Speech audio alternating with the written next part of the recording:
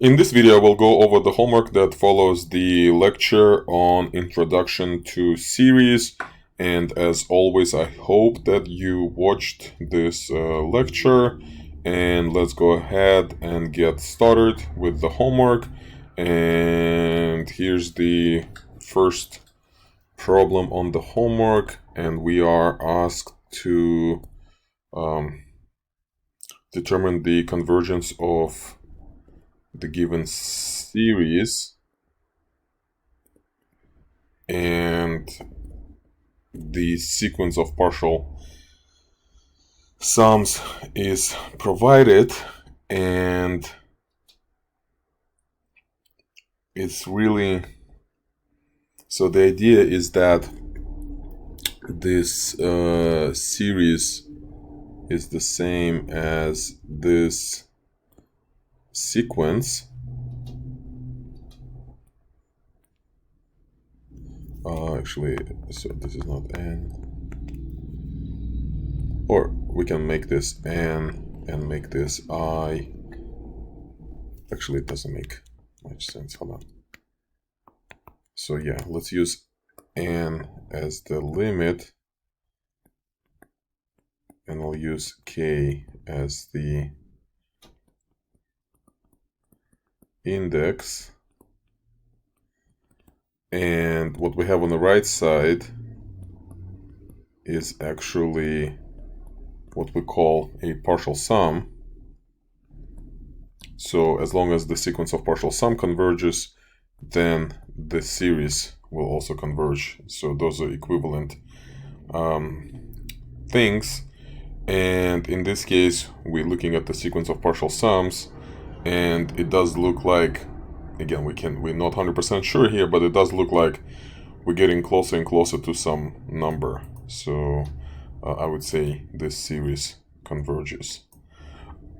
I know for other reasons why this series converges, but here we are only at the beginning of this chapter, so we don't know any other reasons but the convergence of a sequence of partial sums.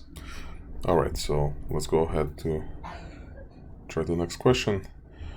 Here we are asked to practice the properties of converging series, and the property says that,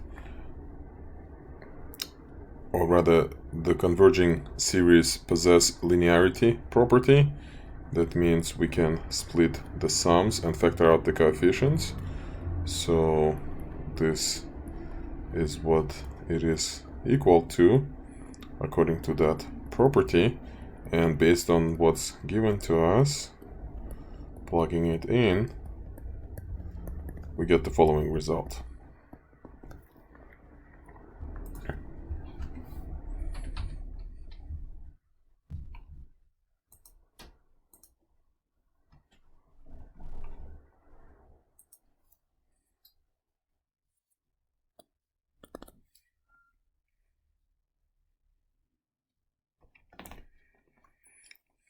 So here we are asked to investigate the convergence of this series using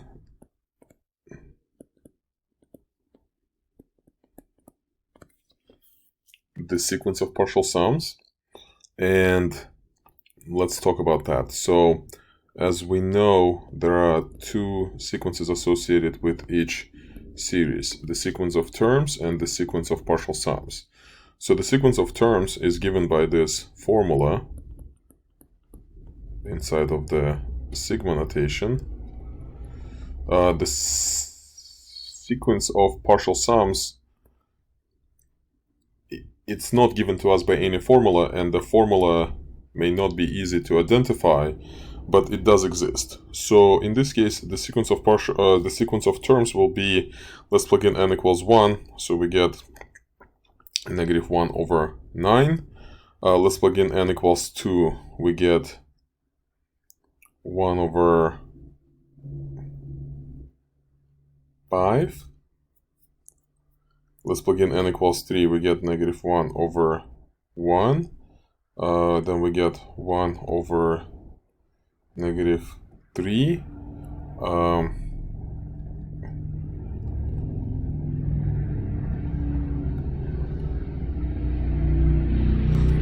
And so on. Now, the sequence of partial sums is made by taking the first n elements of the sequence. So, if you want to find S1,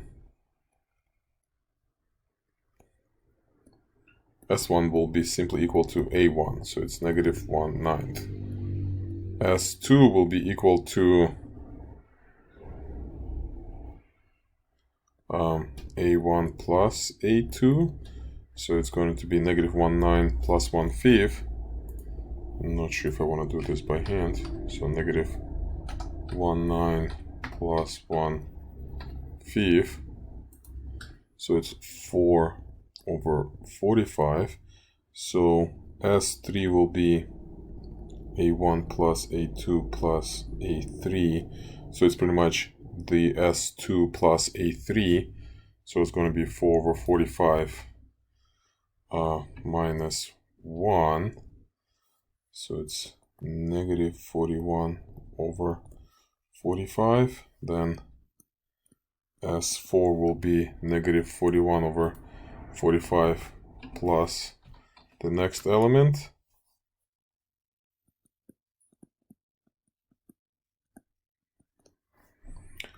And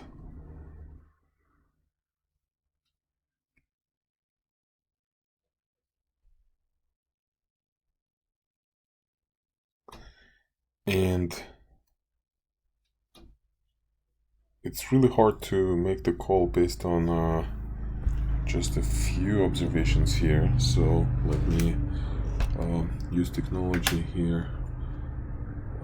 I'm going to create this table, and we have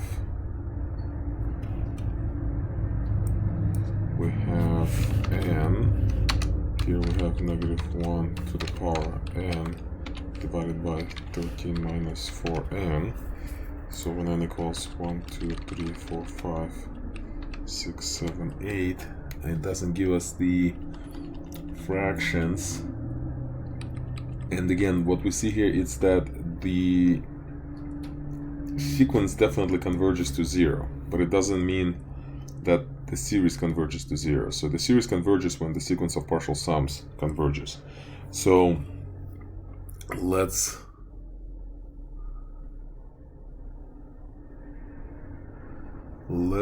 continue the investigation. So pretty much we just need to take all of this and add it together and see if it's adding up to something. Let me see if we can just, is it easy to write all these fractions?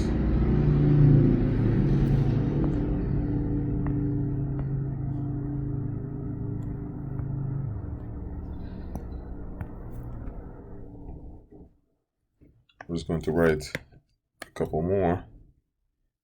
So A5 will be negative 1 over negative 7. A6 will be 1 over negative 10. Then we have A7 is 1 over negative, why is it 10? 11. Then it's going to be negative 1 over negative 15. And S5 therefore will be plus 1 over 7.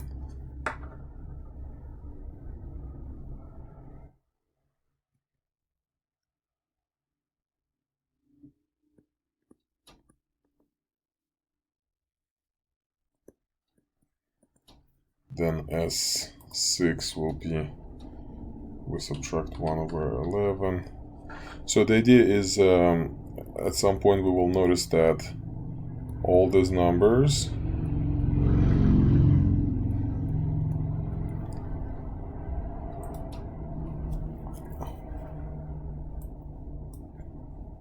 so now we're roughly at negative 1.2. Let's add 1 over 15. oops. Yeah, somehow this should be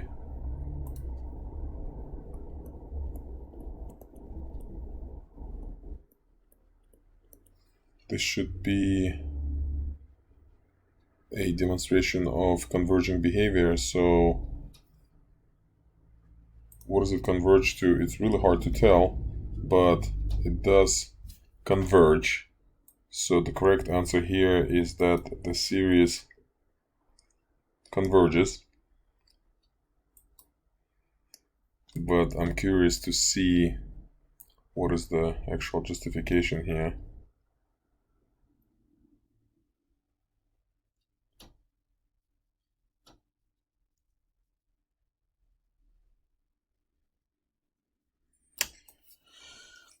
Luckily, we don't have to be doing too much of this in the future, because there are other methods.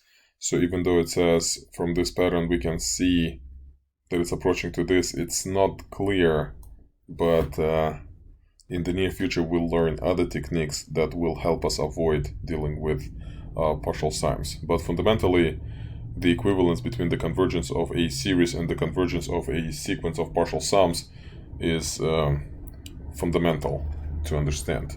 So let's move on.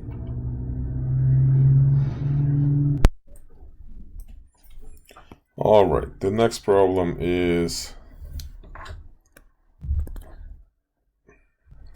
actually finding partial sums.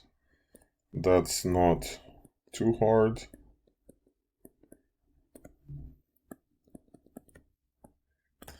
And once again, let's clearly make a distinction between the sequence of terms and the sequence of partial sums. So the sequence of terms is given by that general formula. The formula for the sequence of partial sums may not exist. So how do we find the sequence of terms? We just plug in different values of n. So when n equals 1, we get -2/3. When n equals 2, we get -10/9. When n equals 3, we get just 10/9. When n equals 4, we get 81. 81 minus 18, it's 63. Looks like there isn't much to simplify here. So now to find S1 is just A1. To find S2, we're going to take A1 plus A2. So it's going to be -2/3 minus 10/9.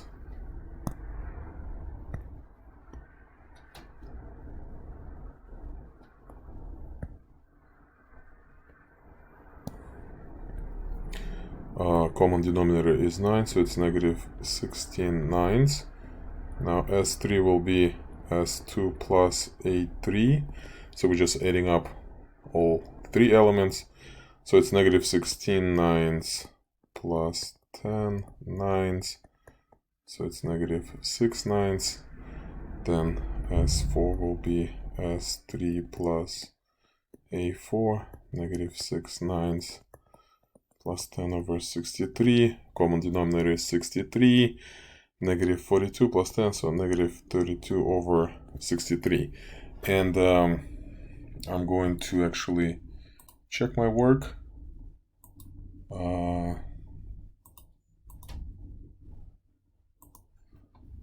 And we have -2/3 minus 10/9 plus 10/9 plus 10/63. And looks like we got it right. So S1 is -2/3, -16/9, -2/3, -32 over 63. We need to go one more.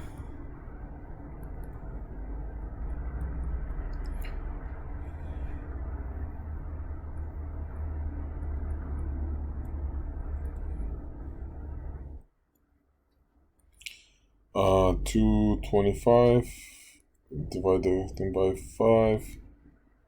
We got 42 over 45, so S5 is S4 plus A5, so it's negative 32 over 63 plus 2 over 45.